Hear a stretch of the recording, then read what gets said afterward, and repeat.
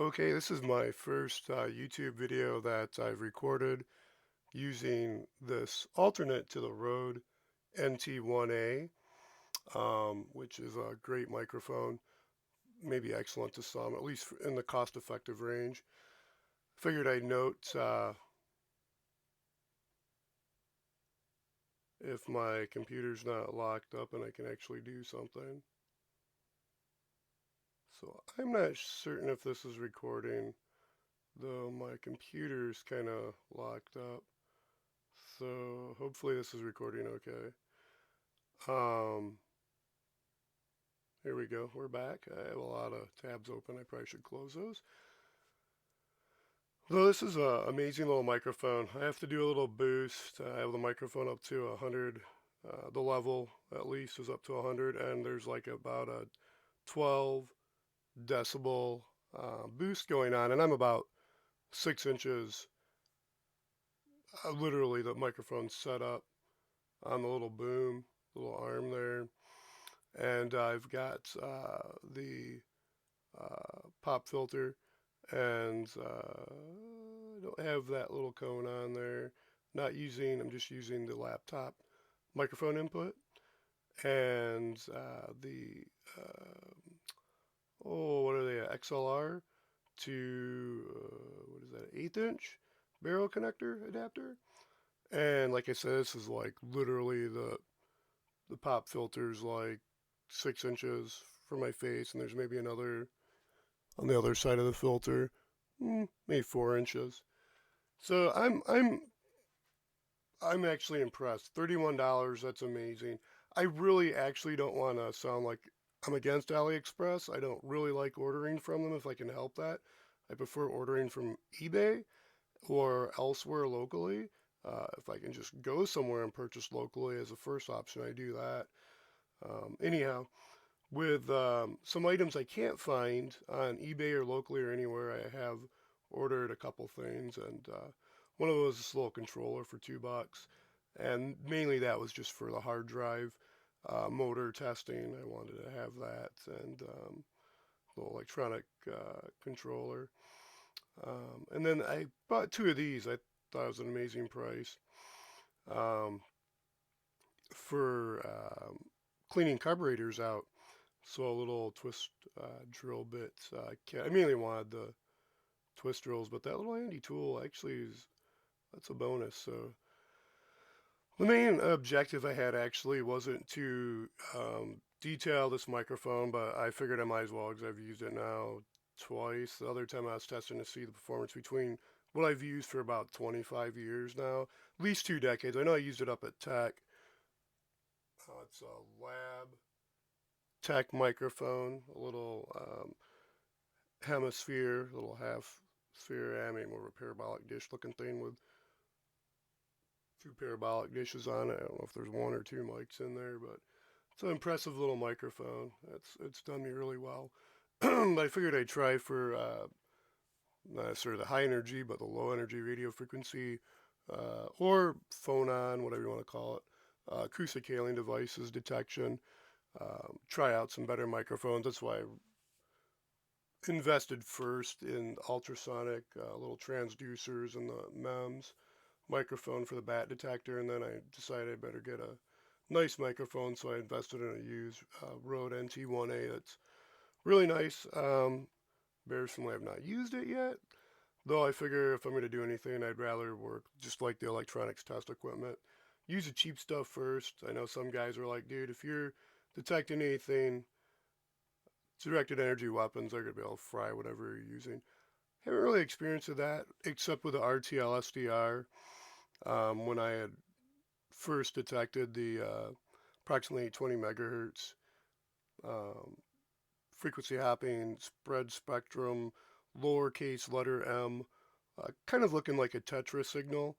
I really haven't found signals that look exactly like what I saw and had recorded, but at the time I didn't record the ultrasonic signals. I only recorded the with the Microsoft LifeCam Pro and that microphone, the audio, and the audio was correlating. The levels were correlating throughout the spectrum too, with that it looked like amplitude modulation at that approximately 820 signal.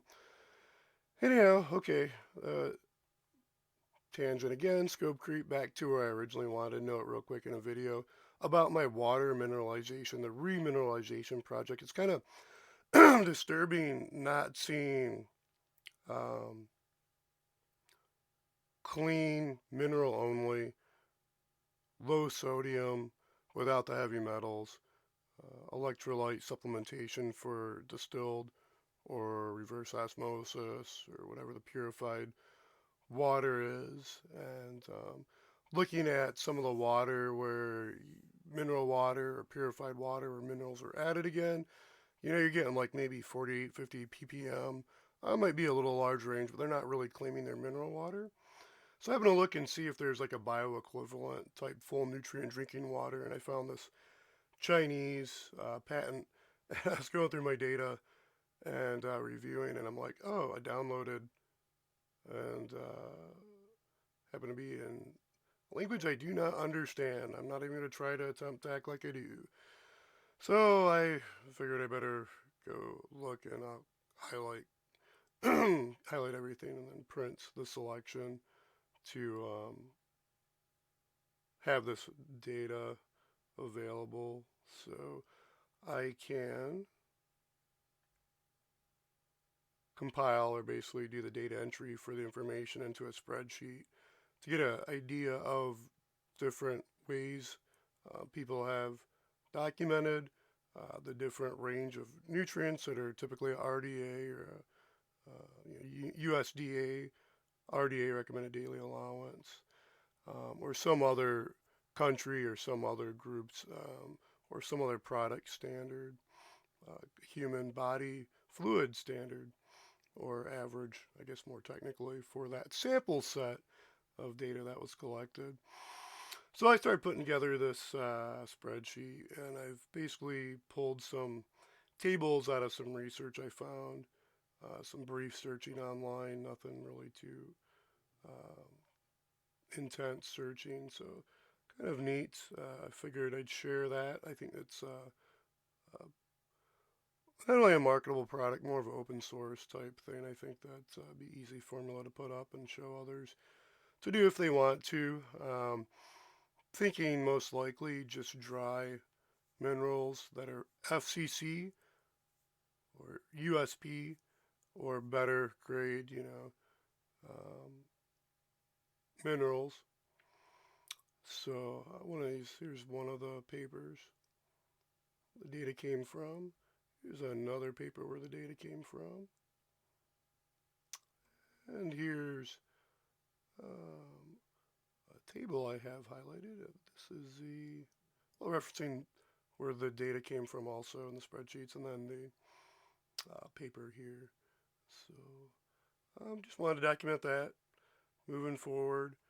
I guess I'm wondering about ascorbate also and the calcium carbonate. If I use as a raw material, which may have more heavy metals present than using eggshells.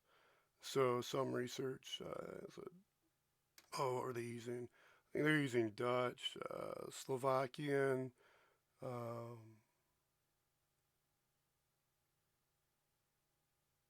Japanese. I forget what else. I forgot. That may be egg samples, and noting like basically the mineral concentration, and that all of them consistently had lower heavy metals than the calcium carbonate source. So thinking I'm going to try to stick to the powdered eggshells, I need to add that data. And when I was thinking about the calcium carbonate, I was looking at maybe having more of a buffered calcium source. So it could be, I try for a calcium bicarbonate and deal with pressure and CO2. But I was thinking, why not buffer kind of like some of the products that are not necessarily having to be strontium, but maybe a little bit from the eggshells, micrograms, not milligrams, um, and using ascorbic acid. So I think that wouldn't be bad to add. I guess my only concern would be if there would be more bioburden, I guess, in a liquid form. So the stability and shelf life of a product, I guess, of making a product. So I sort of have an intent to make a product. I doubt I'll move forward with that. So I kind of said, well, I'm not really doing that right now. So let's just kind of get the information more public and open source. So that I guess more so it's a vlog so I can review and remind myself I have accountability, and if anybody happens to be watching the videos, they watch the video, or even if they see the title, uh, maybe be more inspired to make a comment, and they'll remind me maybe there's some other interest, and I can move forward with that uh, product also. But I do have a lot of the materials that I mainly need. So magnesium chloride, magnesium sulfate, again all FCC USP, calcium carb, crushed eggshells. I don't have them powdered, unfortunately. I've not listed here, but I have potassium bicarbonate. I prefer not to have the sodium so much. I'd rather have potassium. So I'm kind of not probably going to add sodium, and if I do, it's going to be a small amount. Um, Manganese, I'm not really interested in adding manganese at all. I'm going to go ahead and probably align more with mature human milk. It would be nice to have some data for like colostrum first and second pumping. So I'm going to probably look into that a little more. I'm back and forth, and I'm sort of wanting to add zinc and copper. I probably won't add iron, unless there's a product that's just for women, menstruating women, I should say. Um, yeah, I don't think there's really selenium. I'm kind of a little bit, somewhat want to with ascorbic acid, but I don't know. I probably won't, but I somewhat do want to add that one. So I kind of that's where I start thinking that I'm like, maybe I should add a little zinc copper, but I'll probably pass on that. Anyways, that's the information I wanted to document and get that into a little YouTube video because I haven't been posting much and I need some motivation to do that, especially now with a 3D printer in the inside added to the indoor projects. Yeah, but that thankfully though is currently printing now some quick release um, connectors that I don't have for like maybe $5.99 or less Goodwill finds, Goodwill store finds. So the 3 tripods I have that don't have those connectors, I'm printing those right now. Also printing some other radio direction finding antenna related parts and some other parts that will be useful for electronics, amateur radio, and RF engineering projects. So, yeah, ended at that. Have a good one, everybody.